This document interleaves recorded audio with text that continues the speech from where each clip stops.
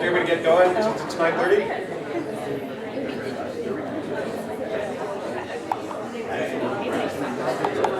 So can people find seats, please, and settle down?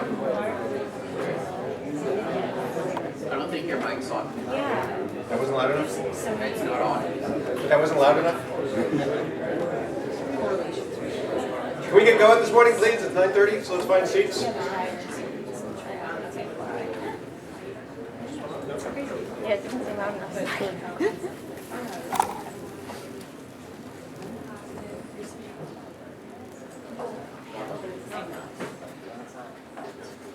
Can people hear me in the back of the room? Yeah? Okay. Well, welcome to Boston on this bright and sunny day. Believe it or not, it was 70 degrees on Saturday, but the weather changed with the time, I guess. So there are a couple things I want to talk about, as this course is going to be a little bit different than past courses. The first and primary thing is that we have been developing a new visualization tool over the last 4 or 5 years. At every course, we have the same meeting where we say, is it time to start using FreeView in the course? And we say, yeah, let's do it, and then we get scared and don't do it. And this year, we managed to overcome our fear. And so the tutorials have all been updated to use FreeView, which is a much more flexible, much more powerful, much more intuitive user interface than our standard user interfaces, but it is the first time. So there are probably going to be glitches, and for that we apologize. FreeView is also a little bit different than our other visualization tools in that it remembers its history. So sometimes, for example, you can look at a volume in a single view, or you can look at it in 3 orthogonal views. You can see it as a volume rendering, and it will remember what you did previously. And so in the tutorials, we may say, open up FreeView and it'll show you a coronal view. But if the coronal view was not the previous view that you showed when you exited FreeView in the previous session, it will not open up in a coronal view. So just keep that in mind when we do the tutorials. Okay?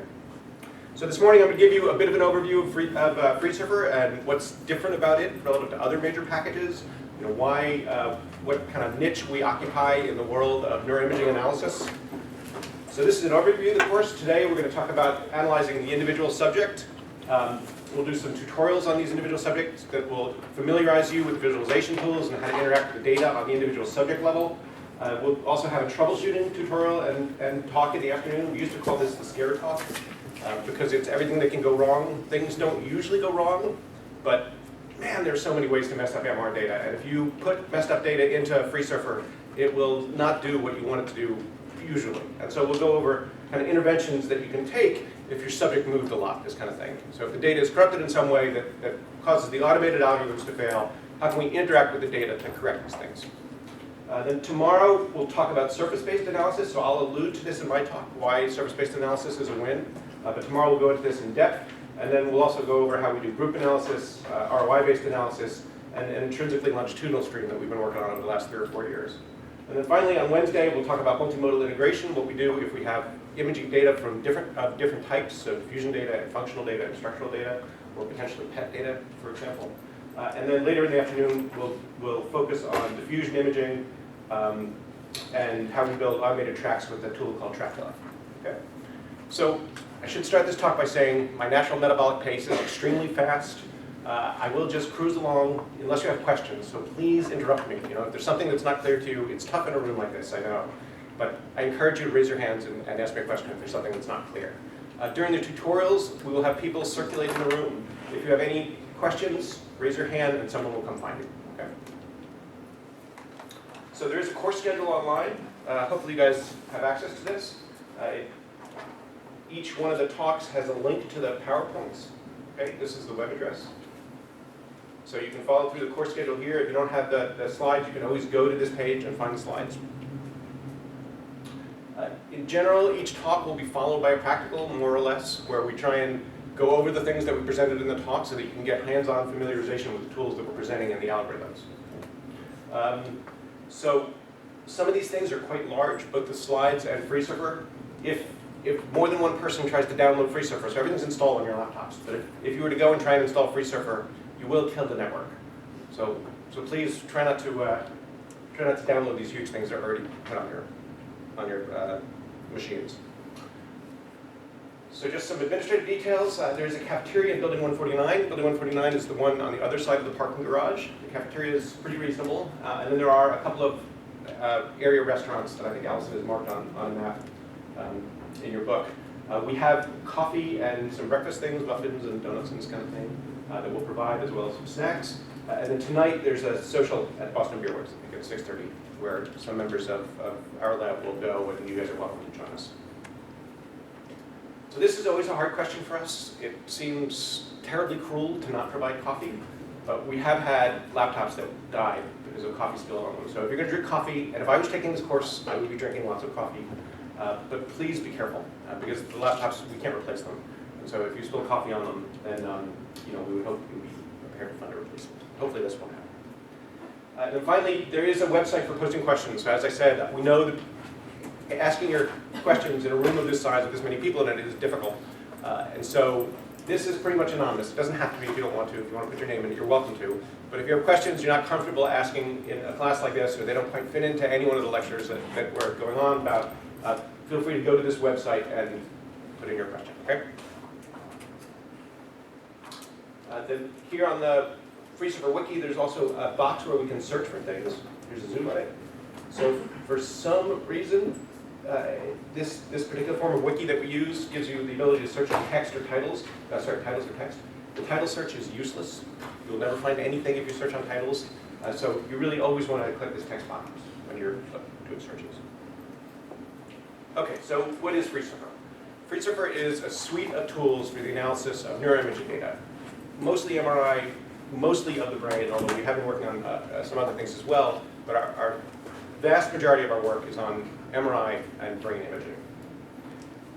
We have a fully automated pipeline that characterizes the anatomy, so we'll label every macroscopically visible piece of anatomy. You give it a reasonably good input image, it will go off and do stuff for 5 to 10 hours depending on your hardware, and then it will come back with an array of measures of brain anatomy.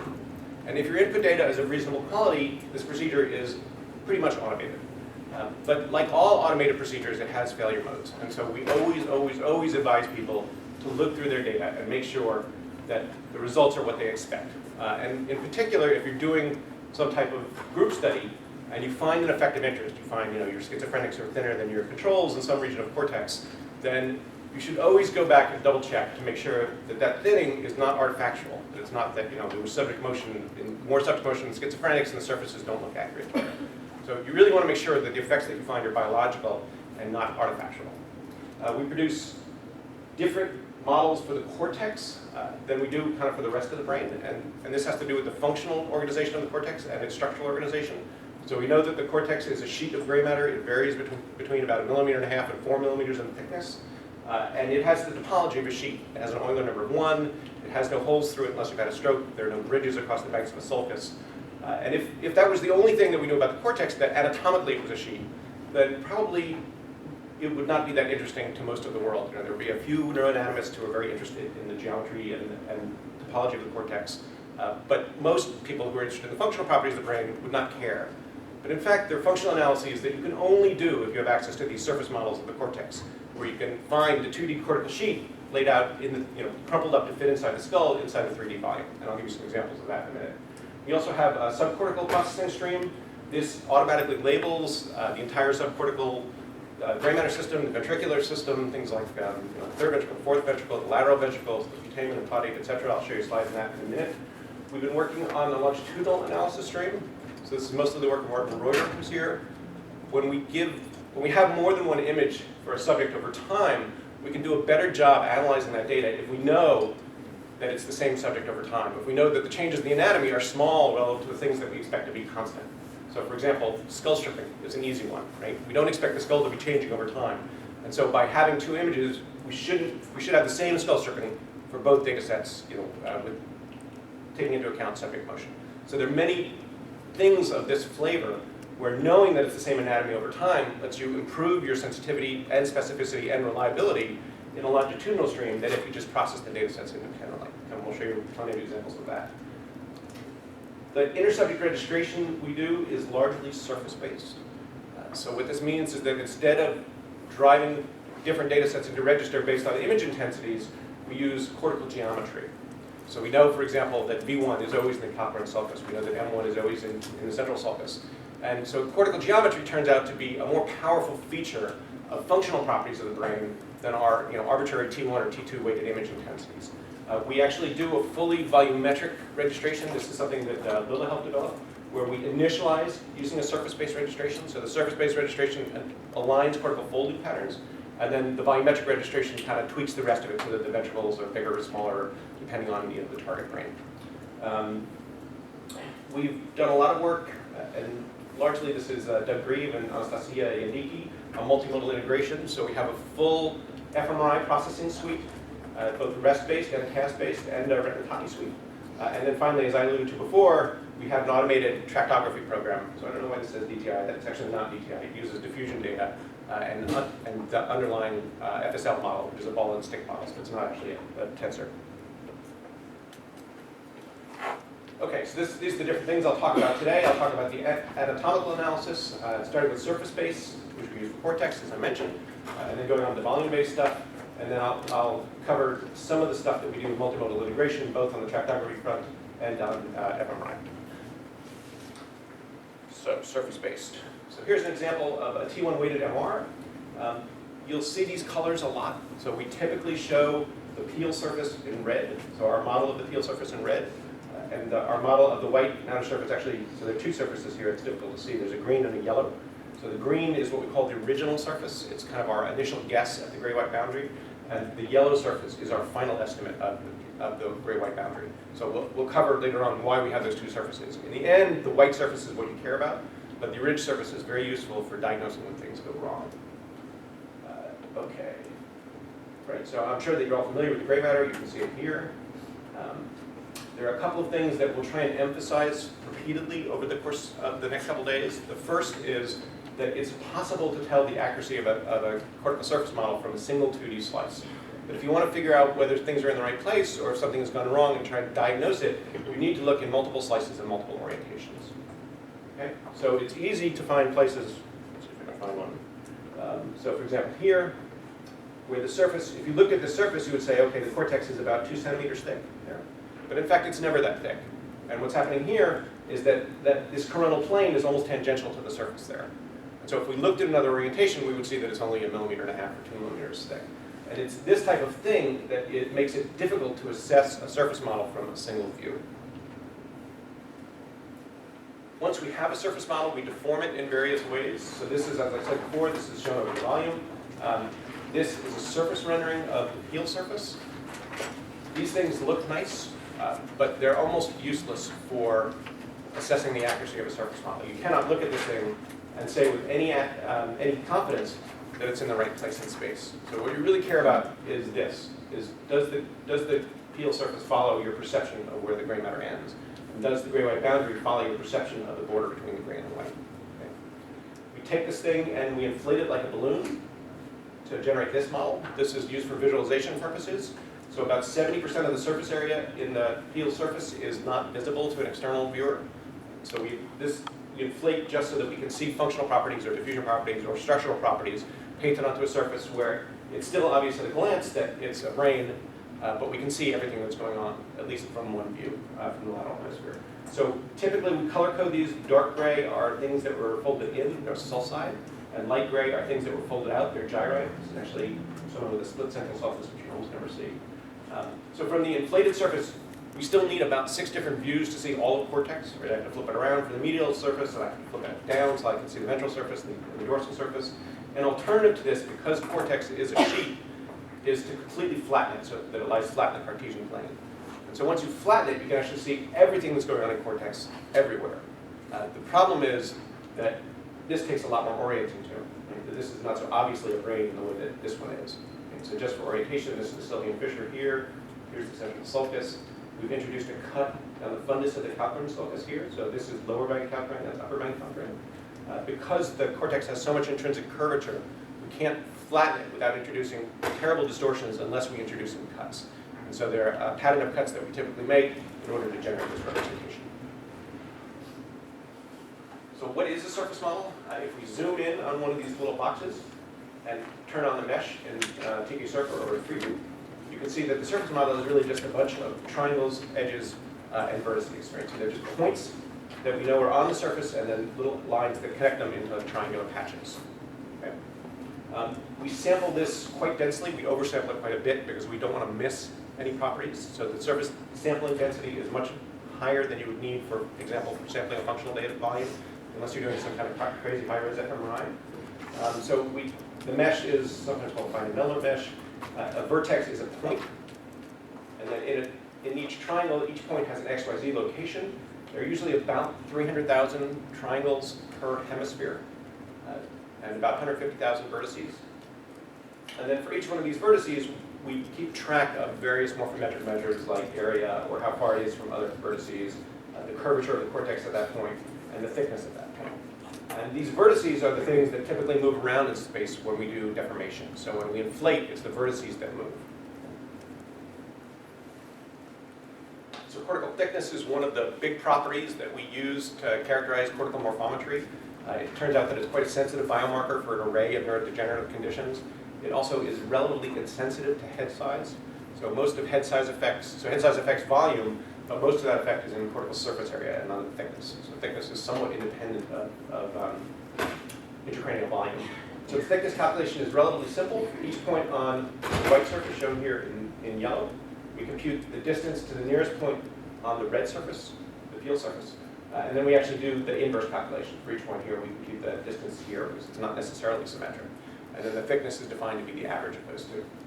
Okay. As I said before, actually it's almost never 1 millimeter. It's like 1.5 millimeters to about 4.5 millimeters thick. And this is what a typical thickness map looks like. You have very thin somatosensory cortex here, adjacent to very thick motor cortex. You can also, to some extent, make out folding patterns because the crowns of gyri are typically thicker than the fundi of sulci. This is thought to be a tension-based effect during development. So here's an example of why we generate surface models in the first place for the analysis of functional data. So this is a retinotopy experiment where we've mapped out the early visual cortical areas that have a representation of the visual field, right, or half the visual field.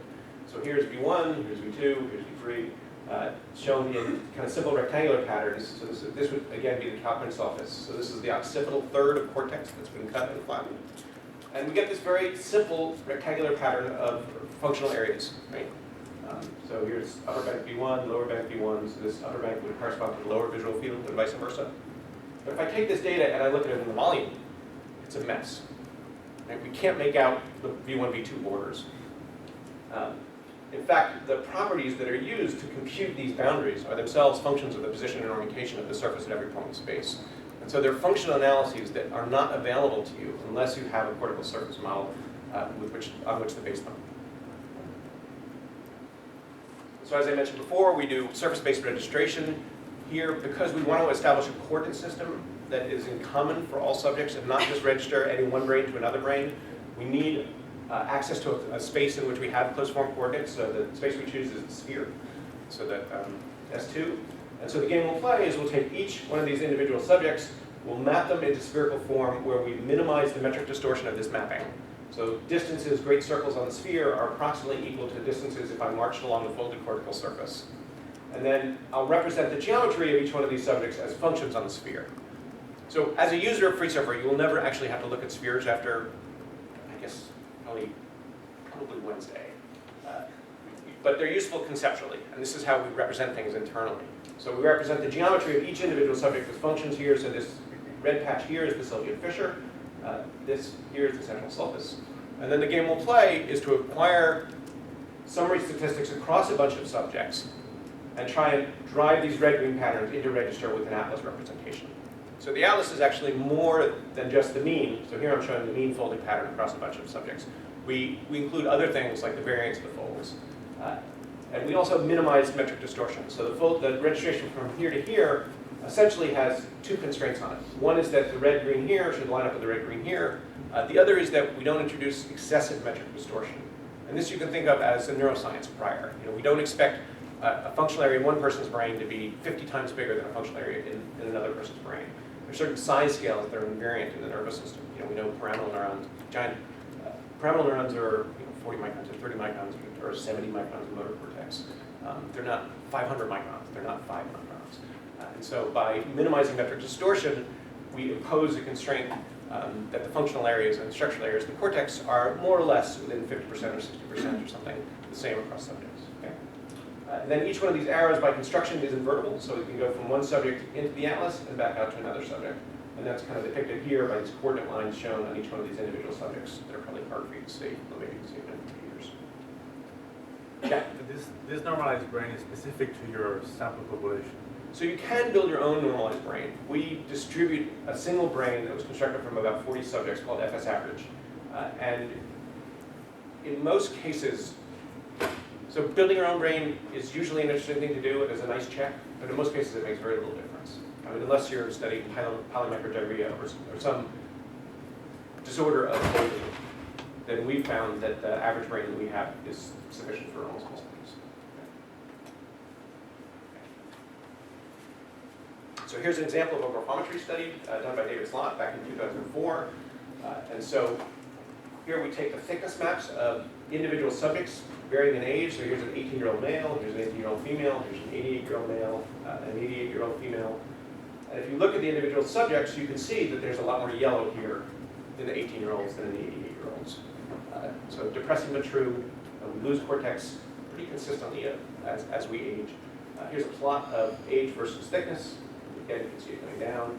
And then we supply tools to make this type of group map, where we can either look at effect sizes or p-values of effects. And this is, again, regions of cortex that are thinner that correlate with age negatively. Okay. So hopefully by the end of Wednesday, you'll be able to do this type of study yourself. We've also worked a fair amount on mapping of Brodmann areas. So these are architectonic regions in the brain that are defined by relatively uniform histological properties and then a relatively small region of transition to a different set of properties. So the most common of these, or probably the most well-known of these, is primary visual cortex, which is defined by the stria of Gennari, which is a highly myelinated stripe in layer 4. So there have been a series of studies over the last 10 years or so by Katrina Muntz and Carl Zillis, where they've done whole brain histology. And then they've assessed the quality of various coordinate systems by how well they align these architectonic regions. So they'll label V1 in a bunch of subjects, 10 subjects that came to autopsy, and then they'll put them in, say, telluric coordinates. And then they'll count at each location of the brain. They'll say, how often was this spot V1?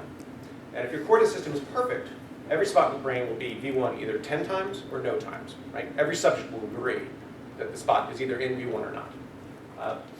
So Katrina has published a series of papers on this topic. Pretty much every one of them has the same conclusion, which is that the telluric coordinate system is a terrible coordinate system for analyzing cortical data.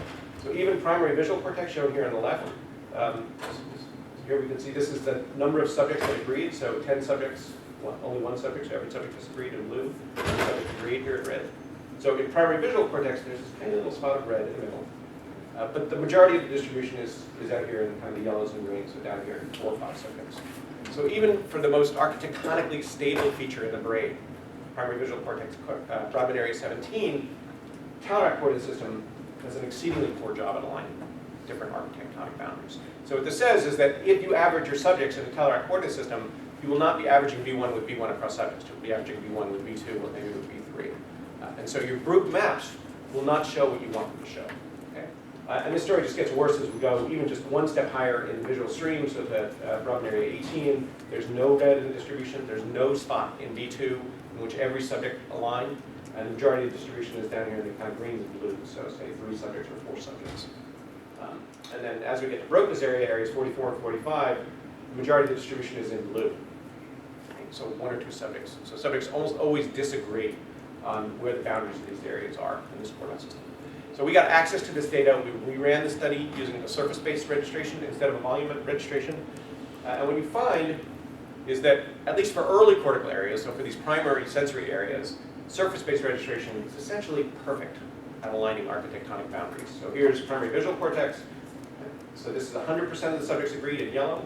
There's this tiny little boundary of uncertainty, less than 2.5 millimeters, so less than the size of a typical fMRI voxel. And then we transition to perfectly certain that we're outside the area.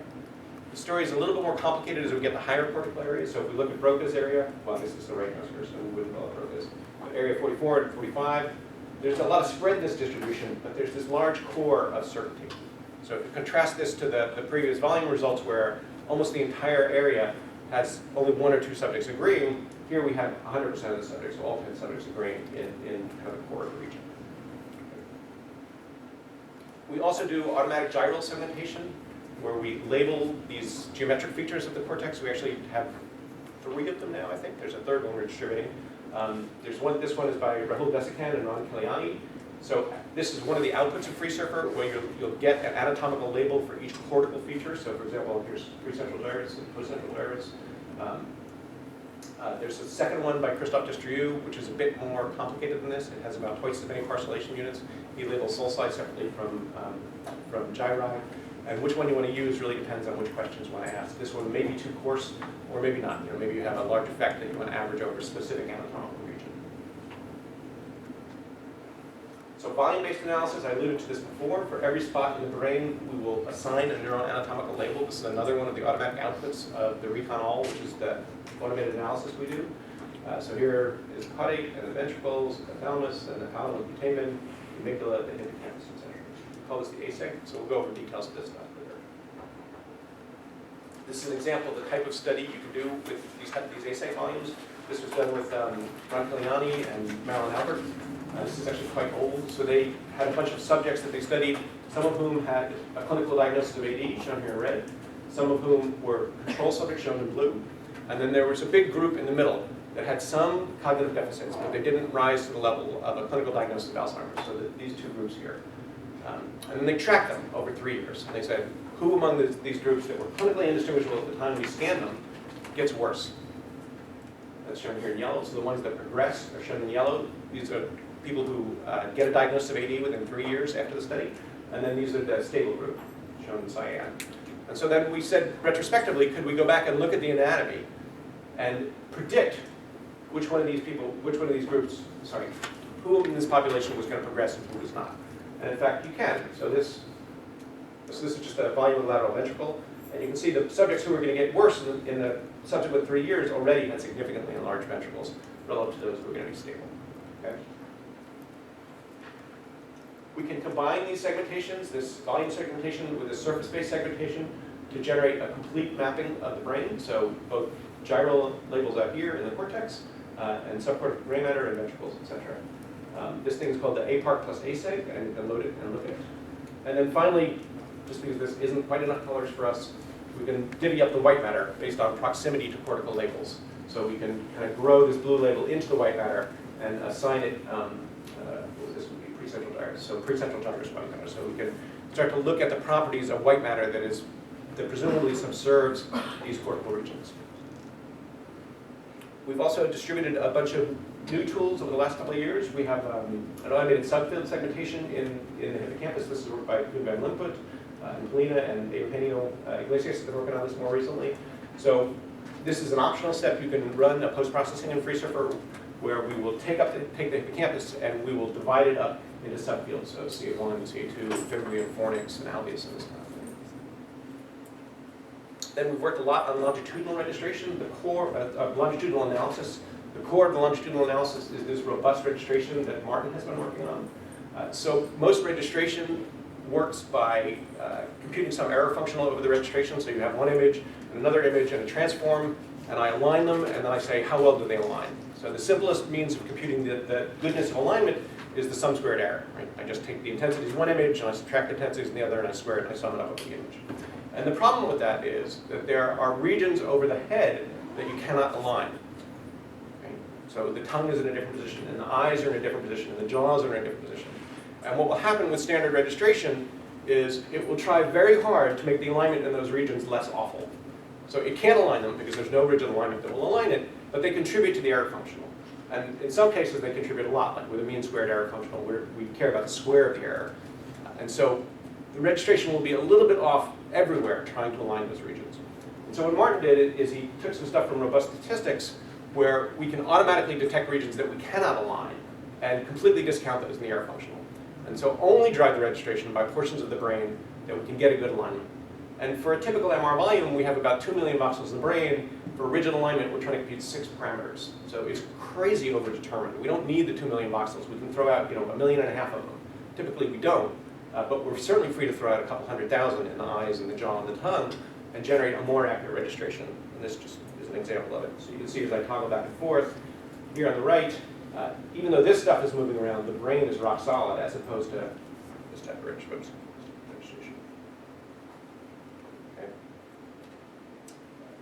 So over the last couple of years, we've also been working on tractography, and by we I mostly mean Anastasia Yandiki, who's going to be speaking on Wednesday.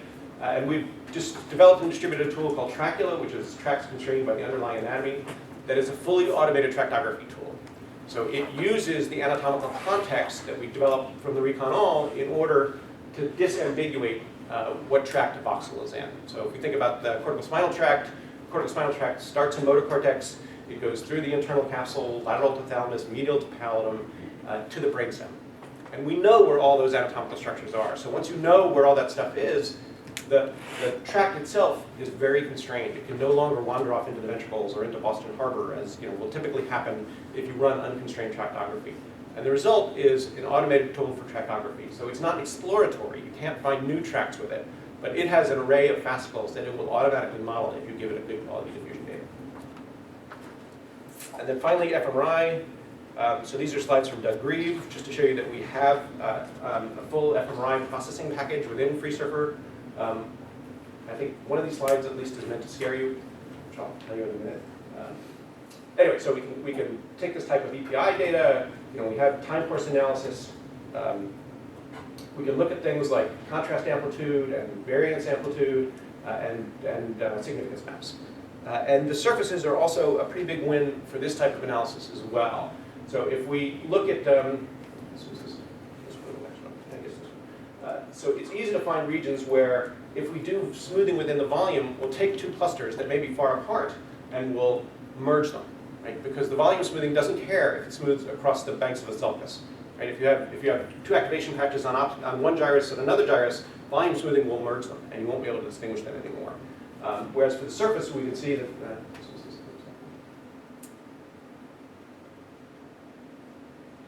Sorry, here it is. So for example, here in the volume, if we do smoothing, you can see that we smooth these two patches together. Where in the surface, because they're far apart on the surface, if we do smoothing on the surface, we keep these patches distinct. So surface smoothing has a number of advantages. The first is just that when we smooth along the cortex, we're only smoothing within gray matter. Right? We don't smooth in CSF, we don't smooth in skull, we don't smooth in white matter, where we expect no signal. So it has more power. But it also has more accuracy and localization for this reason, that we don't smooth across banks of the sulcus. Okay, I'm almost out of time, so I think I'll end here. So this is Doug's frightening slide, just to show you the full analysis pipeline, where you can take a T1 weighted MR and put it into FreeSurfer. It will produce this array of measures, so all this stuff is automated all the way through the thickness. But then we can use it for things like analyzing functional maps and doing group studies on cortical thickness or thalamic volume. Okay, so that's pretty much it. So what is FreeSurfer? It has tools for cortical extraction and labeling of surface-based features of the cortex. We have a subcortical segmentation tool that also does the ventricular system and brainstem. So we've had some argument about whether it's nearly automated or fully automated. I would say it's fully automated. I don't think there are any algorithms that don't have failure modes. For good quality data, you can get out good quality results with no intervention. If your data quality degrades, then the results will also degrade, as I think all algorithms do. And then finally, we have tools for multi-node integration. Okay, any questions on any of that whirlwind tour of FreeSurfer?